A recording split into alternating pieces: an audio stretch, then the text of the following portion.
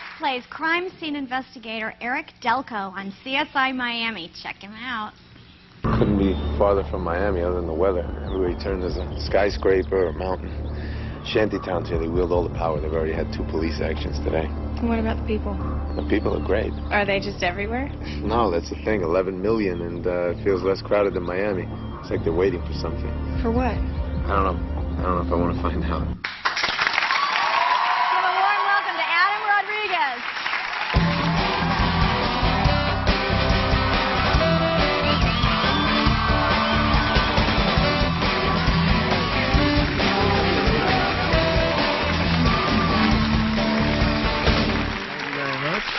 Oh no, you are so cute. Thank you.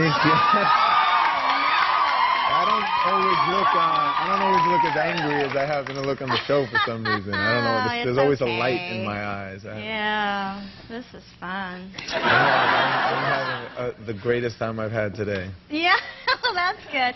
Listen, I have to say, though, the women on our staff have been in a frenzy that you were coming on this show. There are at least officially a dozen women who were just, I don't know what, had to be resuscitated practically. So you've made everyone very happy over here. And now, I saw the season premiere of your show. It was great, very impressive. Thank you. Beautiful, yeah. Yeah, we did it, we shot it in Brazil. Yeah, you're in Rio? Yeah, we were in Rio. Yeah, gorgeous. It was incredible. It really was my first time going down there, and it was more than I could have imagined. It was great. The people were great, and the scenery was amazing. The beaches, everything was really, really beautiful. Oh my goodness! How long were you there? Not long enough. Yeah. We were there like 4 days shooting, and I was shooting every single day. And then I was lucky enough to have 2 days on the back end that I didn't have to work. Everybody left to come back to LA, and I got to stay 2 extra days and just hang out. Oh, so. that's nice. Yeah, because they really took advantage of the location. I thought they got some gorgeous shots. Yeah, a couple of shots of the statue there that I think you might have seen. Yeah, really impressive. Now, I have to admit that I've watched your show, but sometimes it's hard. I turn it on and there's just a severed head or something, and I get kind of freaked out.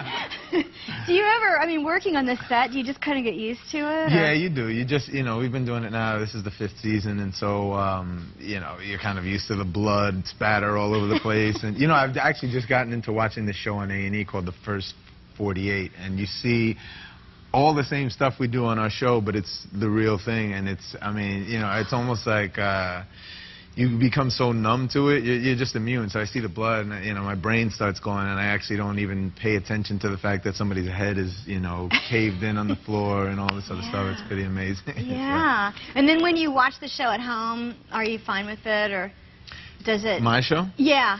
Because Yeah. sometimes I think when you're there in person, it doesn't seem as scary or gross, and then when you see it on TV, you're like, ooh. Yeah, no, it definitely makes a difference to see it on TV, absolutely. I think when you're there, you kind of know. I mean, you have people coming in, going to this dead body and putting powder on it and makeup to gloss up the blood and make it, you know, look better for the camera. So isn't it funny? In what other profession would anybody get to do some of the things that actors get to do? Yeah, it's nothing weird, else right? Yeah.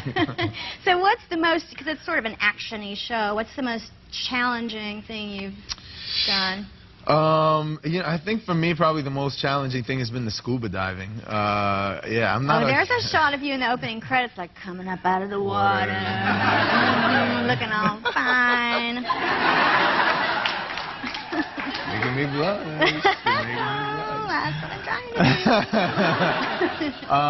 do. Yeah, you know, that whole thing. I'm not the world's greatest swimmer, and so. The first time they sort of just slapped the tank on my back and put the respirator and were like, okay, just breathe underwater. Oh, no. I'm like, all right, okay, you know, the cameras are rolling, so I had to pull it off, and you just go in there and take the first couple of breaths, and you realize you're not going to drown, and, you know, the air is coming in through this tube. It's kind of a weird, it's a weird sensation, but it's actually pretty cool. How far under do you have to go? The first time, probably 3 feet, but since then, a lot deeper, actually.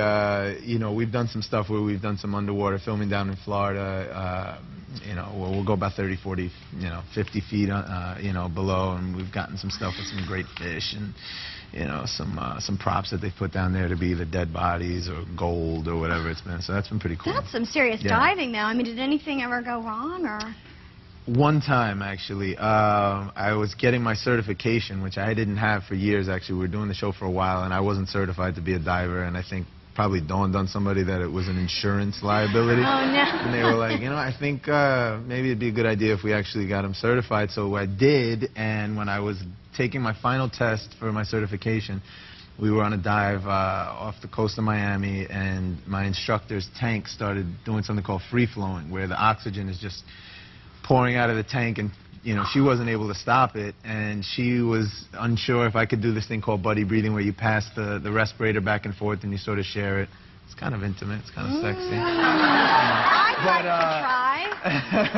to try. We had to basically abort the mission and, you know, fly up to the surface, and you need to take your time going up to the surface, otherwise you get this thing called the bends, and so, you know, you get too much nitrogen in your blood, and your body swells up. I don't even know all the scientifics of it, but anyway, it was a little scary, but we made it. I'm here, she's here, and, Well, and I got my certification. Selfishly, I'm glad you're here. We'll be right back with more Adam Rodriguez in a minute. God, that's cute.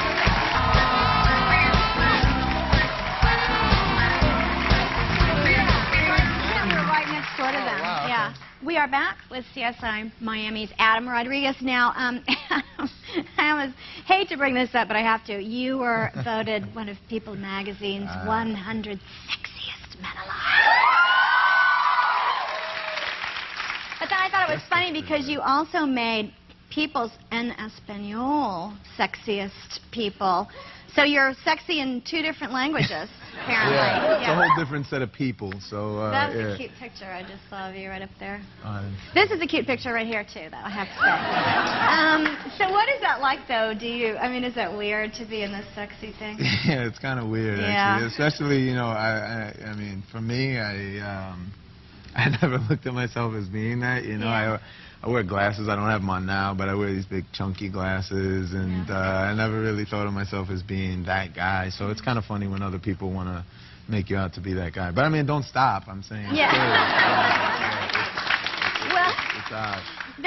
Exactly. And it's good that you're not. And people who think they're awesome are never fun to be around, so that's nice. But now, but you have, I've heard that people have compared you to another famous face every now and again, which I think is kind of funny. I think we have a picture of it.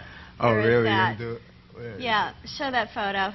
There he is. David Blaine. Yeah, I think when I had a shorter haircut, it worked. Now, I have to say, I mean, David Blaine, he's cute, but it looks like you with a really, really bad hangover or something. So I can kind of see it. Both of those pictures actually were me. Oh, they were? Yeah, it was a trick. And one was with the hangover, yeah. Well, he said, you know, David Blaine, he can do things that none of us can do, so. Yeah, I wish that I had that talent. That's pretty amazing. Some of the stuff he's done is pretty incredible. Or if I was that crazy, whatever you want to call it. He's done some amazing stuff. A risk taker. Yeah. Now, do you have any, I know we get to see, you know, on TV every week, but do you have any movies coming up? Yeah, I'm waiting for them to come out. Over the last couple of years, I've done some independent films. I did one called Thanks to Gravity, and another one called Cielito Lindo, and another one recently with Minnie Driver and Jeremy Renner called Crossing Paths. So I'm waiting for those to see the light of day eventually. Minnie Driver is great. You know, she's great. Yeah, she was. I worked with her a few times, and she's fantastic. Really cool, yeah. What's great. that movie about? That movie's about a guy who, basically on the worst day of his life, he goes ahead and commits an armed robbery. And it's not me.